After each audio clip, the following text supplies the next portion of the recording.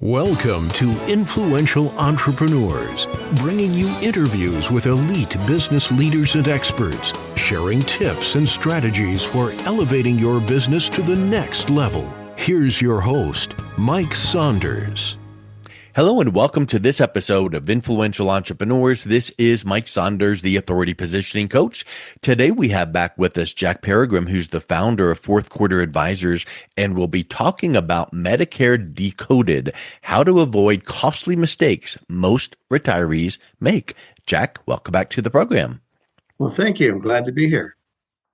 You know, I think that this is a really interesting topic, and I'm sure we could spend 3 full days on a weekend going over it and still not have scratched the surface on all the variables. So let's look at this topic of Medicare, because I feel like when we mentioned here in the opening costly mistakes, there are some things that really could be costly, and then some other things that really need to be taken into consideration. Where do you start when you're talking with your clients to educate them on why Medicare is just so confusing for some people?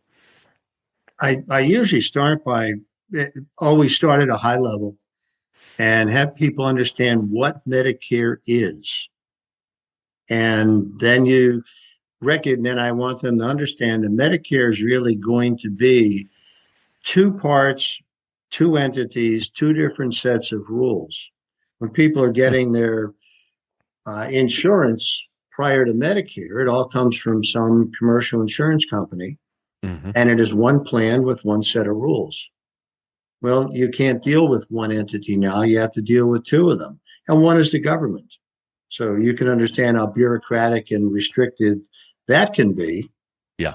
But now you're still going to deal with an insurance company. So I normally start out by explaining how that works at the higher level. And then you have to drill down to say, okay, what's my best way to get Medicare with the government? And then what are my options dealing with the health insurance companies? So there's a lot of complexity in it, because if I take any one of them, like what you do with the health insurance companies, there's many different, completely disparate ways to get your health insurance with those people also. Anyway, it starts with drilling down. What is Medicare? And Medicare is basically a government healthcare system, and it has basically two parts that we deal with directly with the government. We deal with Medicare Part A and Medicare Part B. Medicare Part A covers hospitalizations. Medicare Part B covers anything that's healthcare services that are outside of the hospital. Now, these plans are 50-some years old. So what Medicare covers within those plans has limitations, because many things that we need today are not even covered in those plans, because 50 years ago, we weren't dealing with acupuncture and naturopaths and chiropractors and different things that are not part of the coverage that we want. But anyway, Medicare Part A, in almost all cases, we don't worry about any payments for that, because we've been paying for that through our income. That little block in our checks, when you see them, that says Medicare, basically it's paying for Medicare Part A. Now, the government started with Medicare, which was A, and some decade later, they recognized that, we really should have something that covers things that are outside of the hospital. So they came out with what became Medicare B. And they couldn't agree on having any more come out of your incomes. So they just basically set up a system where you're going to continue to pay for A, and that'll be paid up. But when you retire, when you turn 65, or if you're working after 65, when you no longer have employment coverage, you sign up for Part B, and they subsidize Part B for you. So you pay a certain amount for Medicare Part B, There are what they call IRMA, IRMAA penalties for having higher income and getting Medicare. So there's different amounts that they're going to charge you for Medicare Part B. But you are required by the government, if you have no health care coverage, to have Medicare Part A and Part B with them. And Now, but what would basically, happen if a husband and wife are both working? One retires before the other and doesn't sign up for Medicare, but the other, because the other one, you're getting the benefits from work. Does that provide present any issues, or can you still have your joint husband and wife coverage through the husband's work, for instance, if the wife retired first? that is not an issue at all. Medicare's Okay, requirement is that you have what's called creditable coverage.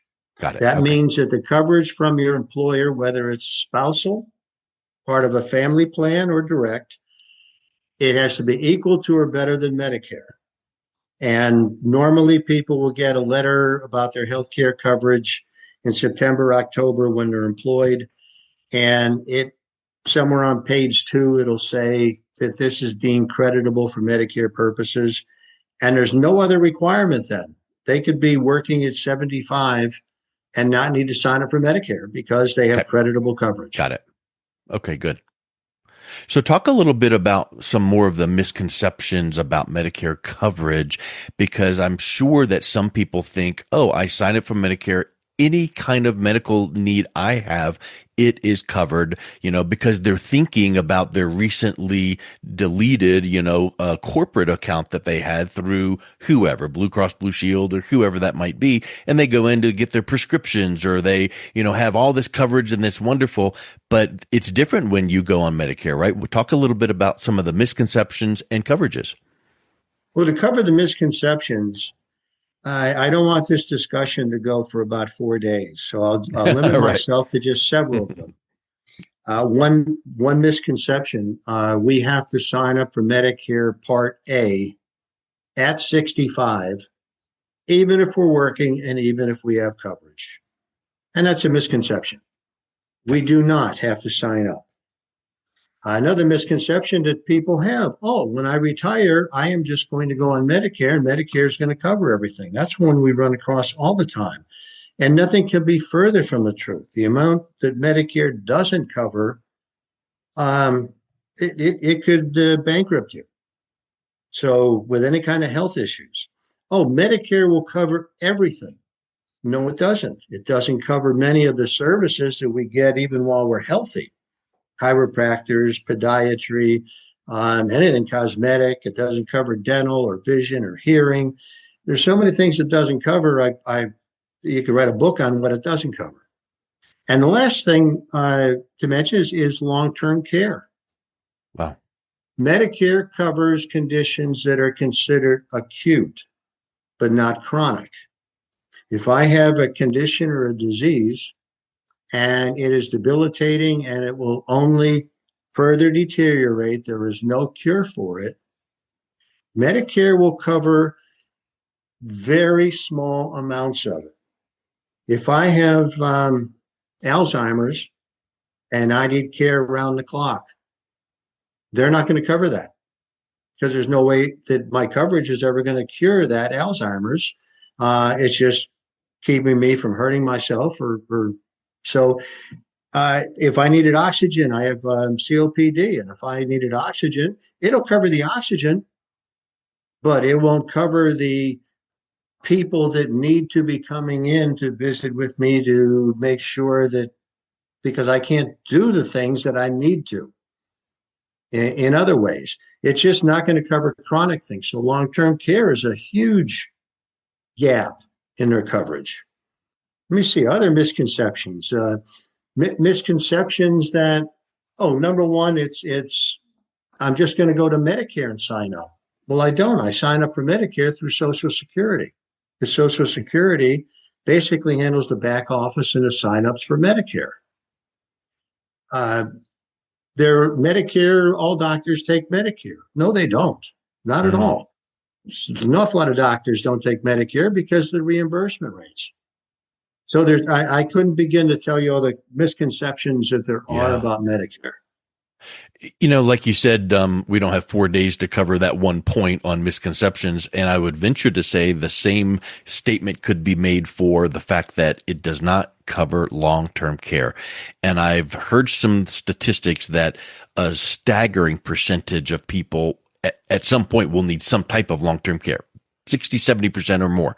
And that is very expensive and can be long term. And the people that have the misconception that Medicare just covers it is going to be left holding the bag. That's very true. Now, I will say this: some of the statistics are blown out of proportion because it is true that, and I thought the percentage I saw was closer to 78% will need long-term care, but that could also mean 14 days in hospice. Okay. And that is considered long-term care. But the people that need long-term care that lasts for years, Yeah. There's no protection. It will go through your savings. It'll go through your protected retirement accounts. It'll go through your house. Because many of the Value, long-term care everything. needs are 6, 7, 8, 10,000 a month, potentially. Oh, in one state, Connecticut, I know of, a private room today in a nursing facility is $20,000 a month.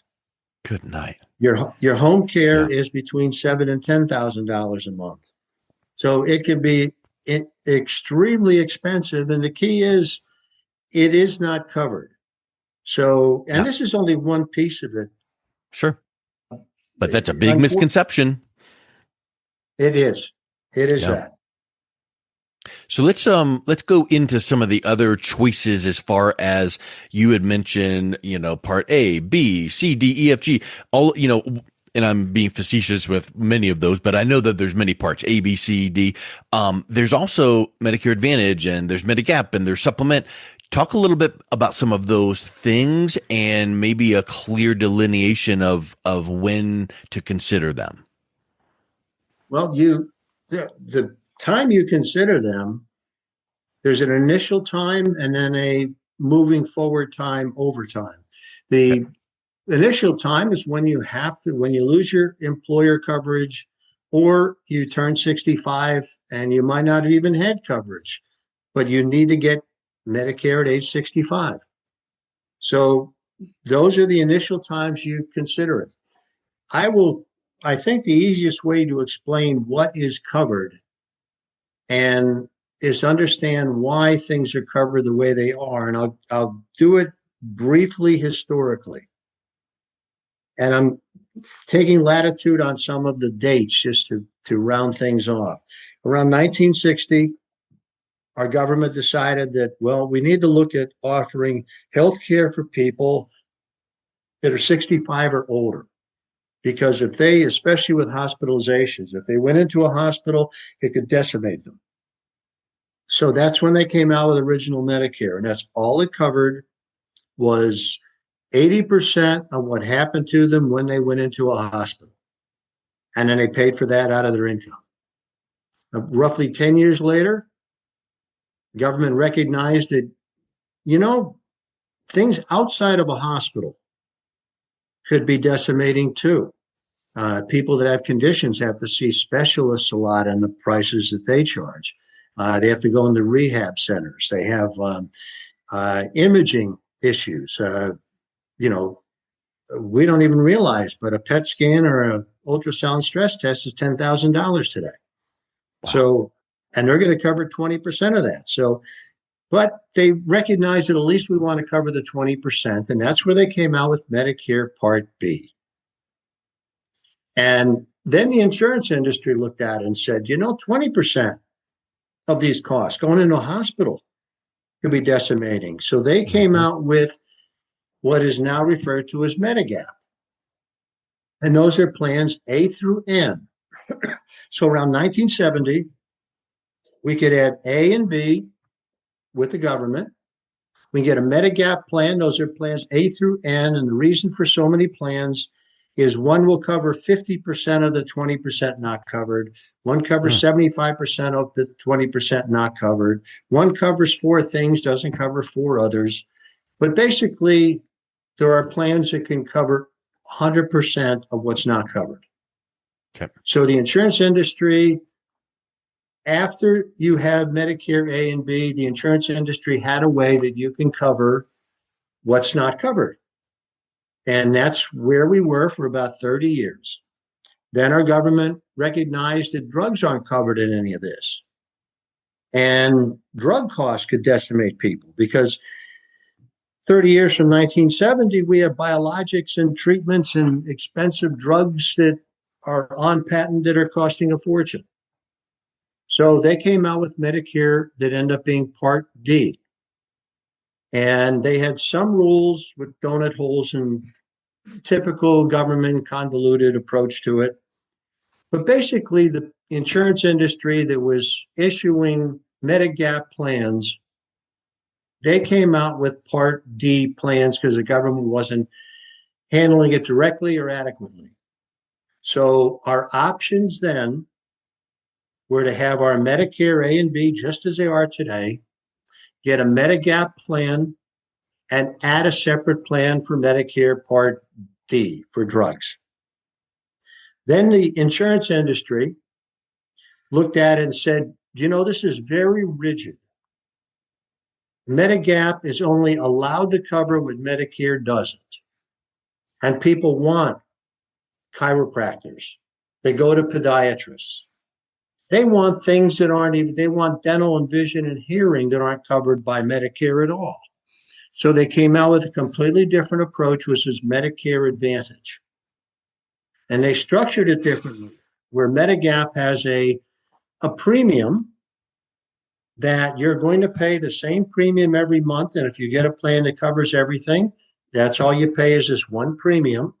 And then there's no co-pays or anything else. Medicare Advantage, they have very low co-pays or zero co-pays. But you're going to pay as you go along. So every time you use the services, you're going to have to pay something. But now they can also include some of the things that weren't covered. Dental, vision, hearing, chiropractors, naturopaths, a lot of preventative medicine that Medicare originally formed didn't cover preventative medicine. They didn't even understand what it was. So there are things that Medicare Advantage can now cover. But the two different approaches are radically different in how they work. And now it's important for everyone to understand which of the two approaches. First, you need to understand Medicare, and then that's a lesson in itself as to when you need to sign up, how you need to sign up, when you're required to, what you need to do. But you get Medicare, and now I can choose an insurance plan, and now I have two completely different plans, and certain people should be on Medicare Advantage. Other people should be on Medigap, and it would be the right thing for them. Right now, I think for many years, Medicare Advantage had their pluses outweighed the minuses considerably. However, in the last few years, the Medicare Advantage plans are much less attractive because the companies offering them had been fighting for market share and had increased benefits and decreased co-pays, and they wanted to make it really attractive for people to purchase their Medicare Advantage plans, and they're much less attractive now than they were even 2 years ago. So I think a trend now is to look at getting on Medigap plans, know what we're going to have, and not have to deal with services being cut. Plus, another piece of complexity on that is that in all but 3 states in the country, if you have Medicare Advantage and you want to change in the future to Medigap, you're not allowed to. Wow. You'd have to go through underwriting and be denied. See, every year in the fall, we can change our plans. And there's only 3 states right now that allow you to go from Medicare Advantage to Medigap. So the other states, yes, you can go from one Medicare Advantage plan to a different one, to a different company, have different services covered.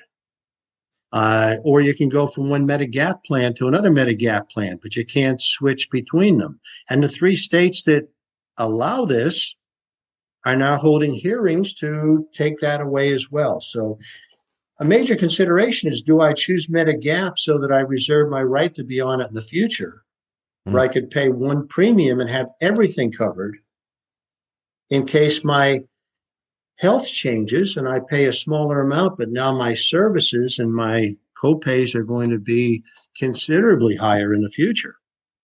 Yep. There's a lot of trade-offs and a lot of complexity in it. And there really is. And I was kind of being facetious saying part A, B, C, D, E. Well, apparently there is a lot of parts and a lot of plans and a lot of choices.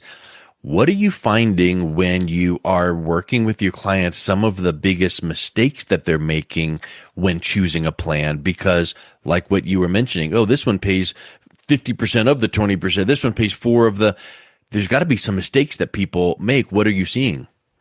Again, the list of the mistakes people make could take a couple of hours to go over. But a lot of the mistakes people make are, number one, assuming that the plan that they have, which are covered county by county, not state by state, county by county, are going to be the same as their cousin or their aunt down in a state 3 states away says, well, this is the plan you need. Yeah. It's not the same plan they would have where they are. A Medicare Advantage plan in Texas is going to be different than one in Iowa. And by county, they'll be different. And the cost for Medigap is different by company, by the A through N classifications. So there are a lot of differences. So many times we listen to people that have done the right thing for themselves, but not in the same zip code. Yep. And the recommendations are wrong. So I'll start with that. The second, because we believe, there's a psychology, we believe that Medicare is pretty simple. It's a government program, been around. I just sign up for Medicare. And, well, it's going to be easy. I don't have to do much research or homework to understand how I need to best structure it. Another thing, the people that we deal with, the insurance agents that are in the business of selling healthcare plans. In one state, in Connecticut alone, there are 40-some providers providing Medicare Advantage plans, and they might have 15, 20 plans apiece. Now, some of those plans are, and I'll say, sold by people that are living on their compensations from selling healthcare insurance. And they upsell things. As a matter of fact, many plans, the best ones offered now with some of the most recent changes, are considered non-commissionable. So if I'm a healthcare insurer and I say, all right, I will still offer this really very good plan, but I can't afford to also have my profits erased by the commissions I'm paying. So this is going to be offered, but it's being non-commissionable. Do you think that somebody that is living on commissions is even going to let you see that? Probably so a misconception is that anybody we deal with is going to give us absolutely the best plan for us. And so that's a huge misconception. And you do have people that are independent that represent healthcare insurers, but they probably deal most of their business with 1 or 2 of them. And the more business they do, the more benefits they get by doing it, because what they call their book of business is a lot larger with one company, and they get some benefits out of it. There's a lot of misconceptions that lead to people making decisions that do not support the best thing for them in healthcare. Yeah, that's, and I think that this is a great time to bring this up with many of our, the needs in life. Oh, I'll just go Google it. Oh, I'll just go to AI and it'll tell me. Well, that may be a nice step in the right direction to begin your educational process. But when choosing a Medicare plan, there are myriad options, and you probably will not get the correct option for your scenario because you personally might have factors that the online tool or AI won't know. So I think you bring up some great points there, Jack. Yeah, and one of the things I'm big on and I through my whole career, it served us well when I dealt with companies, is I'm a big one on criteria.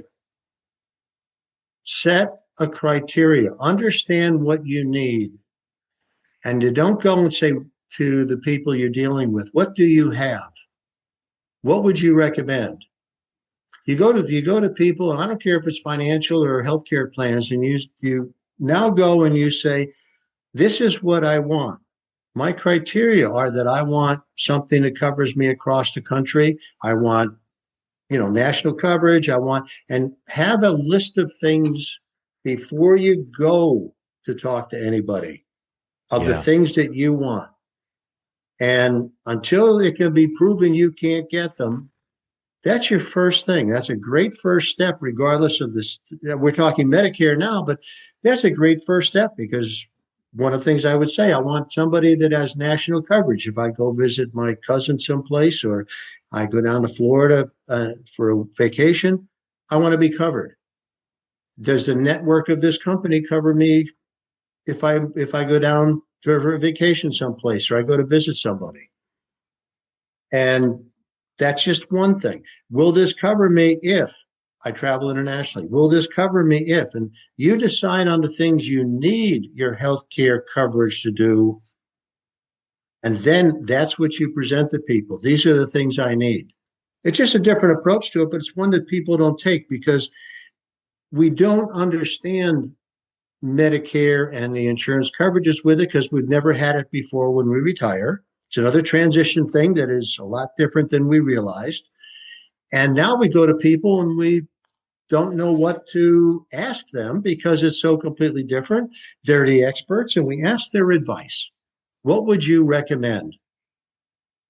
And instead, we should be going to them and saying, well, look at, I don't even know how it works, but these are the things that I need. That's an excellent point and kind of having that foresight. So let's kind of wrap up with this thought, Jack. How should someone approach making the right Medicare decisions from a broad perspective? Beginning with what you just said there, but then how do you take that one step further to make sure those decisions are being made properly? Well, the first thing they need to do is recognize how complex it is and go with an open mind and know that they're never going to know everything. So now you set priorities and you say, this is first, I need to know how I get to my end point. And that's all right. In 1 year, I need healthcare coverage that's going to do whatever it is for me. How do I get there? When do I sign up for the various plans? What steps do I take? And I'm going to ask a lot of dumb questions along the way. And don't be embarrassed with it. And don't assume that you could ask 50 questions and it should have been 500. So question Yeah. and challenge everything. Now, remember, it's 2 steps. Nobody can give me insurance from a commercial side, than which are health insurance companies, until we have Medicare. So I have to understand the bureaucratic restrictions, requirements, and timing of Medicare itself. Once I get Medicare in place, then I can go and have the coverage added to it that I will actually need in my retirement.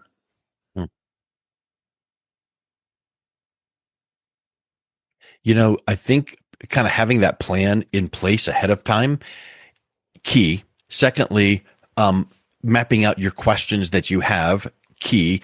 And thirdly, having someone that you trust to guide you through that process, because again, not knowing what you don't know is a big detriment as well. So Jack, this has been just a masterclass in Medicare, and I've really appreciated the sequence of steps that you've taken us through to understand it. If someone would like to reach out and connect with you to chat through some of their options, what's the best way they can learn more and reach out and connect with you? Well, they can always reach me through my email, and that is Jack, Jack, at fourthquarteradvisors.com, and that's spelled out FOURTHQUARTERADVISORS.com. There's a lot of good information and some videos on our website, which is fourthquarteradvisors.com, and we're constantly adding content to that. And I will even give people our phone number because this is so important. I don't want anyone to make mistakes. My cell phone is 203-507-3826. Perfect. Well, Jack, we'll also have a link to your website under the show notes here. And I really appreciate you coming on and enlightening us on this very important topic. Thank you. You're welcome. You've been listening to Influential Entrepreneurs with Mike Saunders. To learn more about the resources mentioned on today's show or listen to past episodes, visit www.influentialentrepreneurssradio.com.